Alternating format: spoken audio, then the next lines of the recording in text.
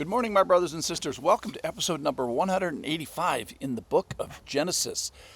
Today we're going to talk about the best piece of real estate in all of history. We're going to go to 2 Samuel chapter 7 here today, so turn there if you want. Our official passage is in Genesis. We're working through the book of Genesis. We're almost done. Jacob is blessing his children, and one of his children is Judah. And he says a very interesting thing about the blessing to Judah. The scepter, the ruling staff, shall not depart from Judah, the ruler's staff from between his feet. So he's basically saying, Judah, you're going to rule the universe forever. So how does that happen? So the point there is that someone from his house, someone from his lineage is going to rule forever. The scepter's never going to depart. The answer eventually is going to be Jesus. So Jesus, for some reason, chooses to embed himself in our genealogy, in history, in a real humanity, in a real family, and in this nation. But we didn't always know that. So today I want to get on how did we get to understand it? Well, it started here with this promise to Judah, also to the promise of Abraham, his grandfather. So one of the big reveals about this situation is going to go to David, and that's what I want to look at today. So how do we help our understanding of this concept of permanent lordship? Well, I think it's best done by telling the story of a particular day when God told David about it. So here it is from 2 Samuel chapter 7, verse number 1. Now, when King David lived in his house, and the Lord had given him rest from all his surrounding enemies, the king said to Nathan, it's kind of his right-hand prophet man, see now, this is David talking, I dwell in a house of cedar, but the ark of God dwells in a tent. And Nathan said to the king, do all that's in your heart, for the Lord is with you. So let me pause there. So David feels this great injustice of he himself is living in this swanky cedar house, but God is living in a tent, and he's lived in a tent for hundreds of years. So in the Old Testament, God had this localized, specific, tangible, and often portable place of his holy presence. So let's go back to the verse 4. But that same night the word of the Lord came to Nathan. Go and tell my servant David, thus says the Lord, would you build me a house to dwell in? I have not lived in a house since the day I brought up the people of Israel from Egypt until this day. But I have been moving about in a tent for my dwelling. In all places where I have moved with the people of Israel, did I speak a word with any of the judges of Israel whom I commanded to shepherd my people Israel, saying, why have you not built me a house of cedar? Now, therefore, thus you shall say to my servant David. So here it is. Here's the promise that the Lord is making to David. Pay attention.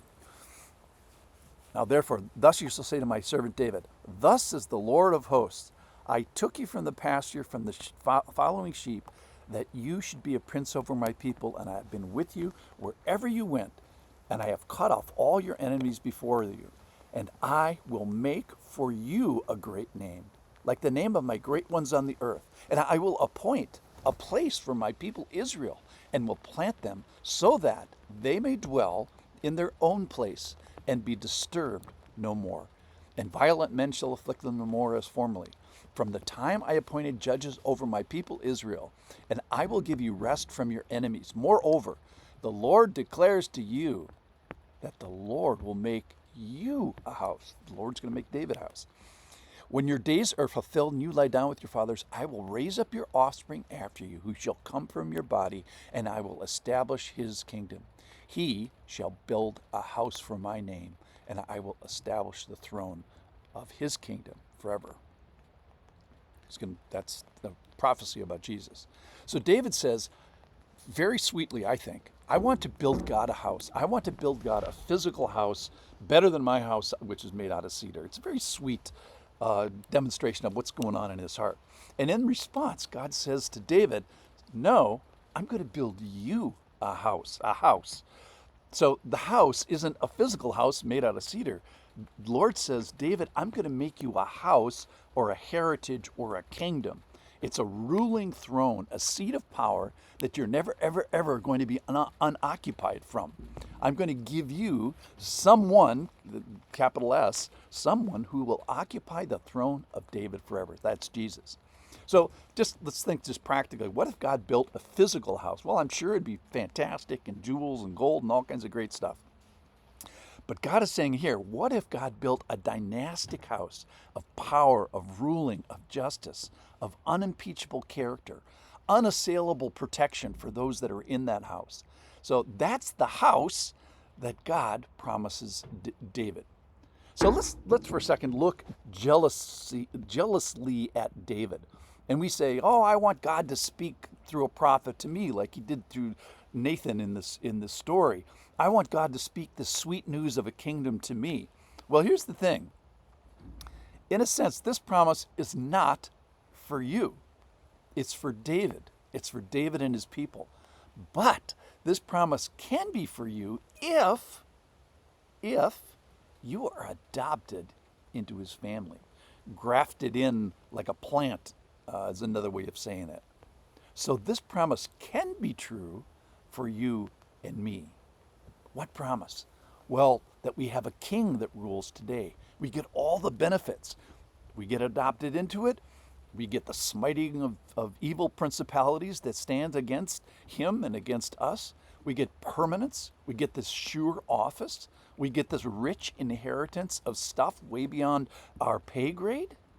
So as we wrap this up, I ask, do you live on shaky ground? You dwell on shaky ground. If so, the Lord can build you a house like he did David. Maybe you're one who's just spit upon God and you stumbled on this little YouTube video. I'm here to tell you the Lord can build you a house. So when you hear the story of David, and before that Judah, and before that Abraham, and you hear of this permanent throne, this sure house that he gives you, this is the best piece of real estate, best piece of spiritual real estate ever. And it's going to last forever. So this kingdom, this throne, this house, how do I get a piece of this? Well, you can if you tell God today, I do want a piece of it.